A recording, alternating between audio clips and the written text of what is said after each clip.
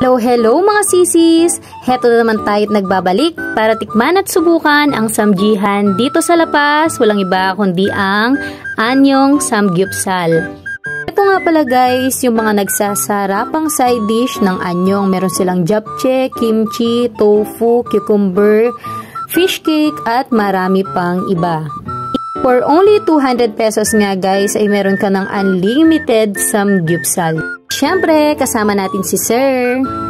Anyways guys, masasabi ko na isa ang anyong sa pinakamasarap na nakainan kong samgyupsalan dito sa La Paz. Hindi ko nga may tatanggi sa inyo guys na talaga namang love na love ko ang mga unli samgyupsal. Kaya naman karamihan sa mga samgyupsalan dito sa La Paz ay napuntahan ko na. Isa ang fish cake sa mga side dish na talaga namang binabalik-balikan ko dito sa anyong maliban sa thin cut nilang pork. At syempre, ang kanilang unlimited cheese. Ang anyong nga pala guys ay located dito sa may San Isidro, La Paz, Tarlac. Sa tabi lang siya ng Caffeinated.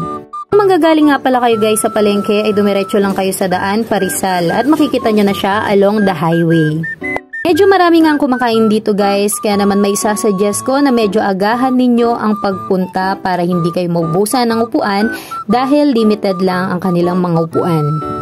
Syempre, pagkatapos nating kumain, bago tayo umalis ay ligpit natin ng kahit na konti lang ang ating pinagkainan. Yun lang, bye-bye!